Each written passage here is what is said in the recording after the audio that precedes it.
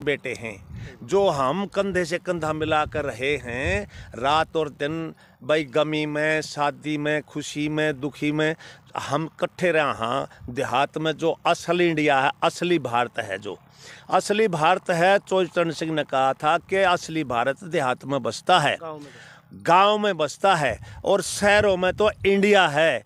उन शहरियों के विचारों से, उनकी बातों में आकर लालच देकर वो पैसे वाली पार्टी हैं, इलेक्शन में पैसा लगा देती हैं और सरकार को उन कैसे भी किसी भी तरह से दबाव में लाकर सारे देश के किसान और मजदूर को मृत्यु के घाट पर पहुंचा दिया। और नौकरियां कहाँ तक कितनी बेच दी हैं?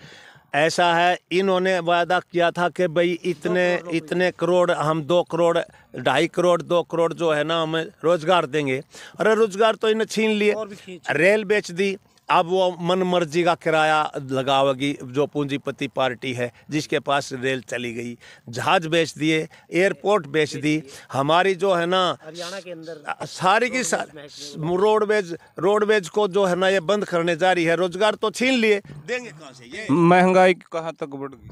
अच्छा, आज जब 70 रुपये पेट्रोल था, 72 रुपये पेट्रोल था कांग्रेस राज में, जब मोदी जी खुद कहा करते कि भाई ये इतना जो महंगा तेल दिया जा रहा है किसान को, ट्रैक्टर के लिए, भाई देहात में रहने वाले के लिए, जो खेती करता है उस किसान को इतना महंगा तेल दे रहे, हम सस्ता देंगे और अच्छे दिन आएंगे, अच्छे दिन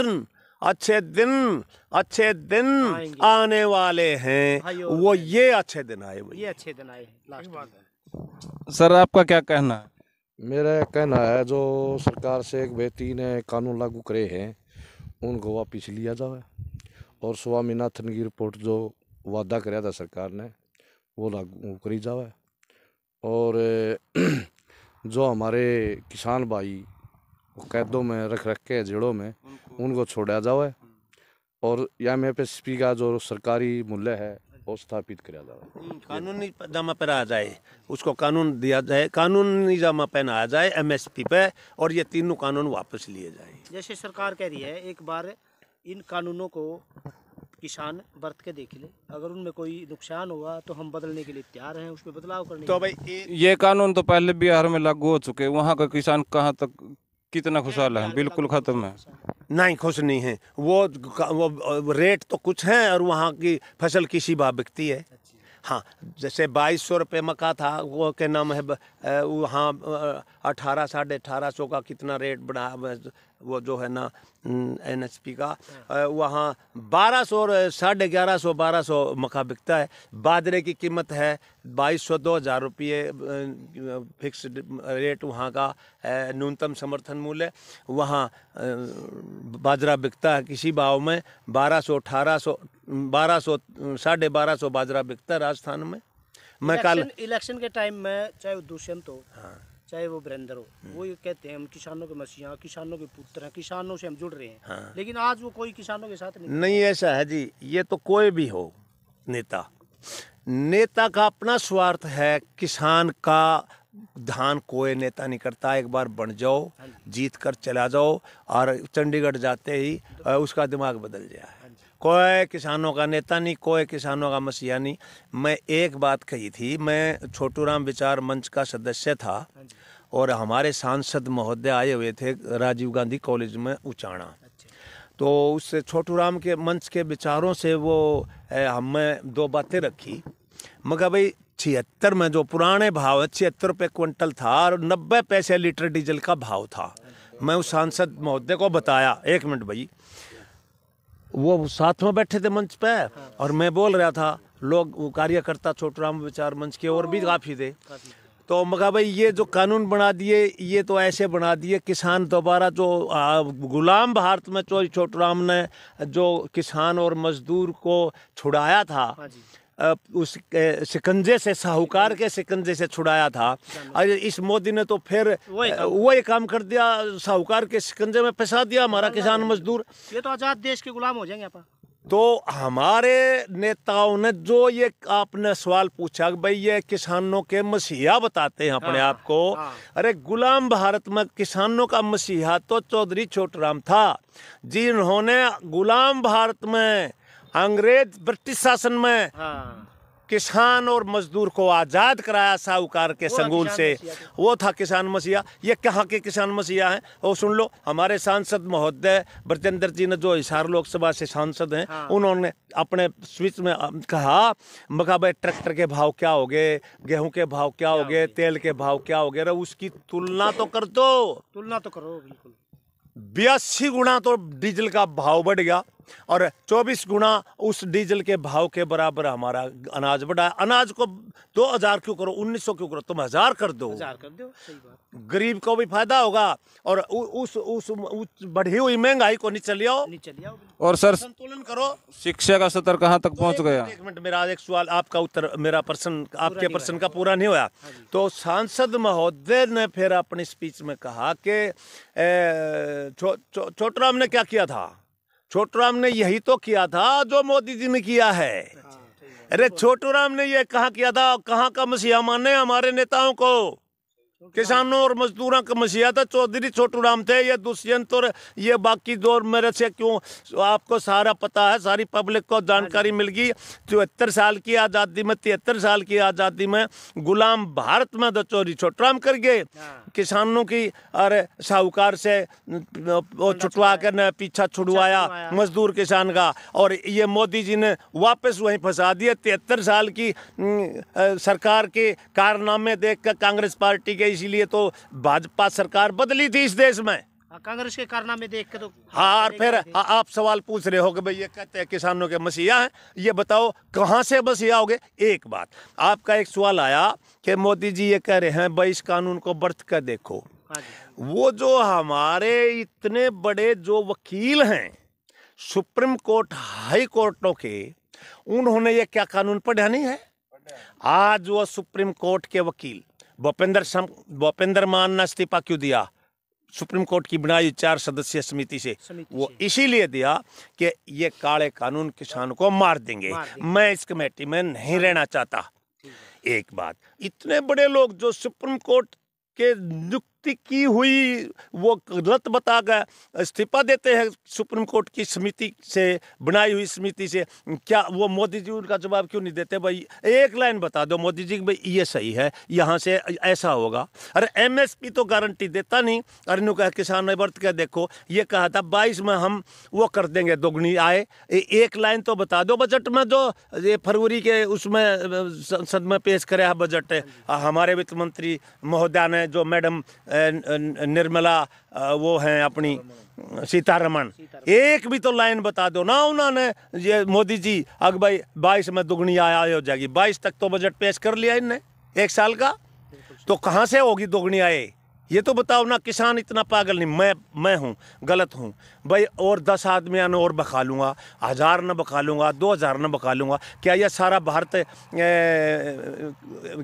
एक आदमी की, एक किसान नेता की बखाई मान लेगा? ये तो बहुत हाई कोर्ट और सुप्रीम कोर्ट के वकीलों ने जनाब कानून को गलत बताया, इसीलिए ये देश न खड़ा होकर आंदोलन करना पड़ा। ये किसान मजदूर ऐसी कौम है, ऐसी जाति, ऐसी बिरादरी है, ऐसा संगठन है, छोड़ो कौम को, 36 कौम हमारे साथ है, कौम को भी छोड़ो, ये किसान मजदूर का संगठन ऐसा है। ये कानून तो वापस लेना ही लेने पड़ेंगे तीनों, और एमएसपी पर गारंटी देनी पड़ेगी सरकार ने, चाहे मोते 1000 हो जाओ, चाहे 5000 हो जाओ, ये किसान वापस हटने वाला नहीं है, चाहे कितना भी लंबा धरना चले। अरे एक बताओ, सरकार ने किले गाड़ दी, रोड पर किले गाड़ दी, क्या वो पाकिस्तान और चीन का बॉर्डर है?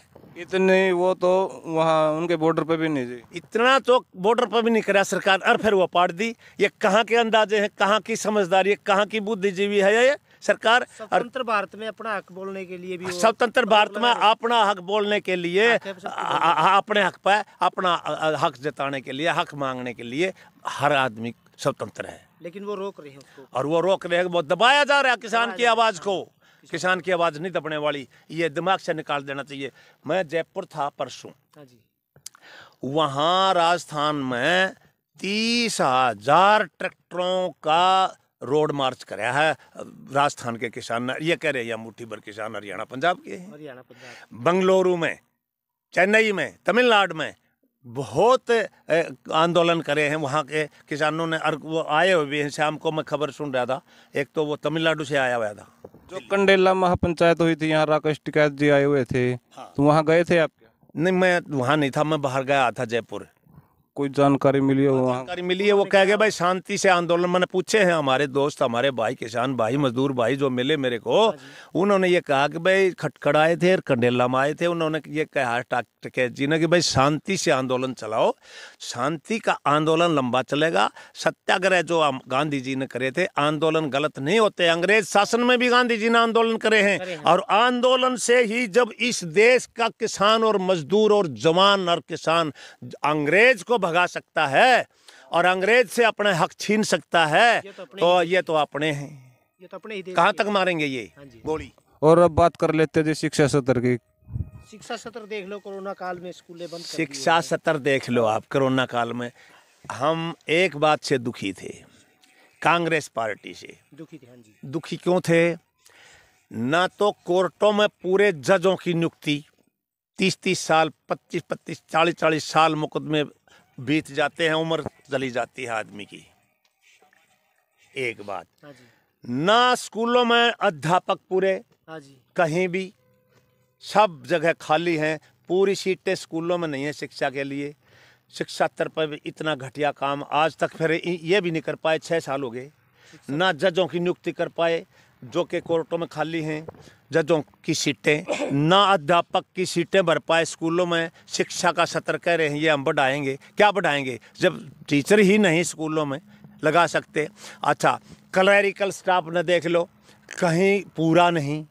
किसी भी जगह जाकर देख लो, कहीं कोई क्लरिकल स्टाफ, अध्यापक स्कूल में, भाई कोर्ट में जज, भाई कहीं भी इन पूरी नहीं नियुक्ति करी। ये तो अपना उन अमीर लोगों की पूंजीपतियों के दबाव में आक है, और उनने जो पैसा लगाया है इनकी राजनीति पे, और ये जो है ना खुशहाल कर दिए, और इनने तो जो है ना लूट मचाई कर दी, इतना बुरा हाल कर दिया। किसान और मजदूर का क्या ख्याल करेंगे? एक बात मैं और कहना चाहता हूँ। मैंने एक कल बयान सुना था एक मध्य प्रदेश के भाजपा नेता का, वो राज्यसभा का मेंबर भी रह लिया। उन्हें ये कहा कि उन्हें एक चिट्ठी लिखी है नरेंद्र सिंह तोमर के पास, हमारे जो कृषि मंत्री महोदय हैं, कि भाई आप सत्ता के मद में आके अरे ये काम मत करो, क्योंकि एक एक बूंद से तो घड़ा भरता है और एक एक बूंद से घड़ा खाली हो जाता है। बिल्कुल। हाँ जी, ऐसा मत करो। भाजपा के नेता के बयान है ये, वो अपने कृषि मंत्री को समझा रहे हैं। ये हाल तो इनका है। और जो भी बात कहता है ना, हमारे जैसा आप जैसा किसान के लिए जो रास्ते की हिसाब की बात करता है, वो देशद्रोही। हार्दिक पटेल ने आंदोलन चलाया था, वो जेल में पड़ा है, वो देशद्रोही के मुकदमे दर्ज कर दिए। और यहाँ दिल्ली में जो आंदोलन कर रहे थे, जो आंदोलित किसान थे, वो उनके ऊपर मुकदमे दर्ज कर दिए। ये देशद्रोही, ये आतंकवादी। अरे आतंकवादी तो 12 दिन हो गए आज पकड़े नहीं गए। नहीं, दिल्ली के अंदर किसानों ने बैरिकेड हटा दिए, वो देशद्रोही बना दिए। हाँ। और इससे पहले भाजपा वाले जब बैरिकेड झंडा तो लाल किले पर सरकार ने टंगवाया है। जनाब सर, मेरी एक विनती आपसे, ये सोची समझी चाल है किसानों को बदनाम करने के लिए, किसान आंदोलन को फेल करने के लिए। उन लोगों से टंगवाया है उन्होंने रास्ता। अरे वो पुलिस तो हंस रही है, एक तरफ देख लाल किले पर झंडा दूसरा टंग रहा है, और वो लोग खड़े होकर वहाँ बोल रहे हैं। और वो कहाँ गए? वो मोटरसाइकिल पर गए हैं, वो पकड़े क्यों नहीं गए? वही के वही उनको और आज तक नहीं पकड़ लिए, 12 दिन हो गए। सन्नी देओल के साथ और मोदी जी के साथ उनके साथ उनके फोटो, उनके वर्कर हैं वो। हाँ, दीप सिद्धू। हाँ, और वो दूसरा जो है अपना सरदार जी हैं दूसरे के नाम, वो जो नहीं गिरफ्तार हो रहे।